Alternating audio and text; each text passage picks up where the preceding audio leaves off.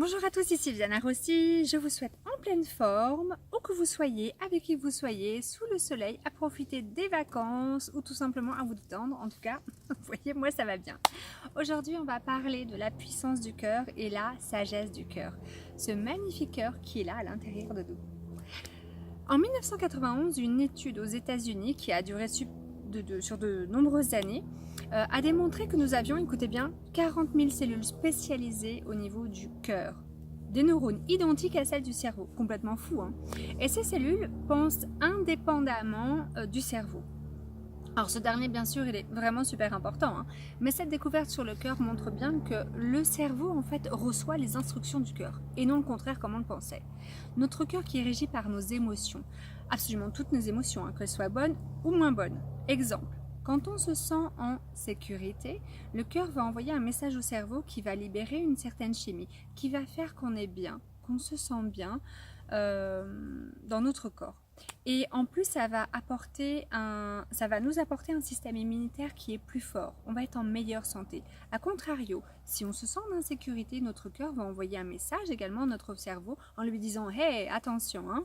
Et notre cerveau va produire de la biochimie différente et va envoyer du cortisol, vous savez, l'hormone du stress. Et ça va affecter notre système immunitaire, notre longévité. Ça va avoir un impact sur notre système en général. Donc, il y a vraiment un lien entre notre cerveau et notre cœur. Dans beaucoup de religions, grosso modo, il a été dit que la relation qu'on avait avec notre cœur, c'est vraiment la clé de notre bonheur, de notre santé et de notre bien-être intérieur. Les religions disaient ça, et c'est très important, également les anciennes civilisations. C'est vraiment dans notre cœur que nous trouvons la puissance. Maintenant, ce qu'il y a de bien, c'est que la science peut le prouver, et pour certaines personnes, c'est vraiment important. C'est l'endroit où nous pouvons nous connecter à notre intuition, à notre moi profond, à notre âme, et ainsi augmenter également notre système immunitaire, notre longévité, notre santé. Alors pourquoi s'en passer? Alors comment mettre tout ça en pratique? Il y a un mot pour ça, et ça s'appelle la cohérence. C'est être en accord avec notre tête et notre cœur. Je suis sûre que ça vous est déjà arrivé quand votre tête vous dit quelque chose, mais que votre cœur vous dit autre chose. Et là, on est comme ça, un peu tiraillé, on ne sait pas quoi faire, on se sent vraiment mal, quoi. Quand nous sommes en cohérence, on peut sentir ce sentiment intérieur de plénitude et où on est vraiment complètement en harmonie, on est juste bien. Certaines émotions peuvent nous aider à avoir cette cohérence, comme par exemple la compassion, la gratitude, l'amour et l'attention, qui va faire qu'il va y avoir comme un lien qui va se créer entre notre tête et notre cœur. Soyez attentifs à vos émotions et à vos ressentis, comme si vous vous mettiez en état d'observateur. On ne le fait pas assez. Le stress fait partie de notre vie quotidienne et bien sûr, vous ne pouvez pas contrôler les choses extérieures ou les personnes. Par contre, vous pouvez avoir le choix de la manière dont vous allez réagir. Et de ce fait, donner la bonne chimie ou la mauvaise chimie à votre corps. La résilience est notre capacité à accueillir le changement sans bondir. Alors, comment faire? Quand nous avons un pic de stress, quand quelqu'un nous énerve ou quand on commence à ruminer dans des angoisses, des anxiétés, je vais partager avec vous un exercice de l'Institut du Cœur, qui est aux États-Unis encore, et cet exercice va vous faire redescendre dans votre cœur, dans vos importants, vous connecter à votre âme, afin que l'énergie vibratoire de votre cœur émane de la biochimie positive et amener la sérénité.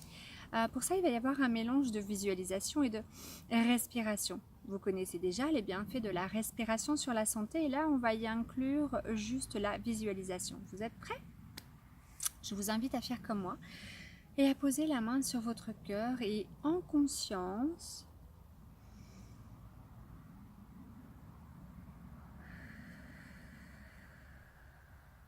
vous allez inspirer, expirer tranquillement. Vous allez répéter cette opération 3, 4, 5 fois comme vous voulez.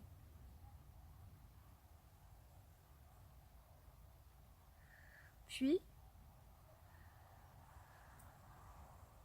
vous allez mettre vos mains comme ceci et vous allez visualiser votre cœur. Et vous allez le faire inspirer en même temps que lui, comme si c'était lui qui inspirait.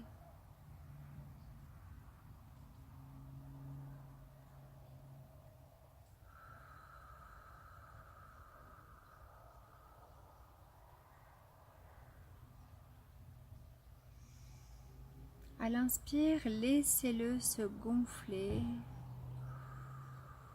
apaisez-le. Et pendant que vous faites ça, vous pouvez garder les yeux ouverts ou fermés, peu importe, c'est à votre convenance. Vous pouvez le scanner et regarder un peu dans quel état il est. Vous pouvez voir s'il est joyeux, s'il est triste, s'il est content, s'il est blessé.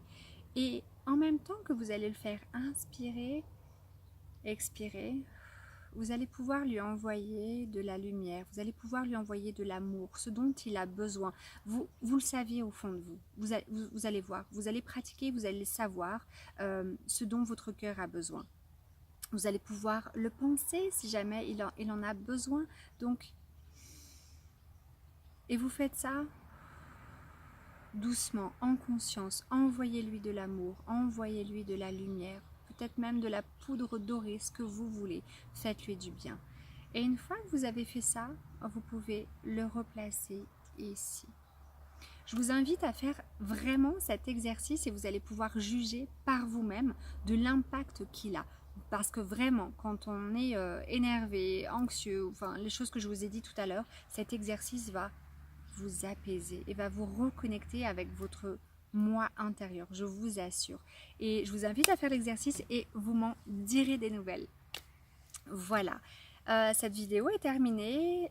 J'attends vos commentaires. Si vous avez des questions, posez-les-moi. Je serai ravie de vous répondre. Likez, partagez. Et d'ici la prochaine vidéo, prenez soin de vous. À bientôt!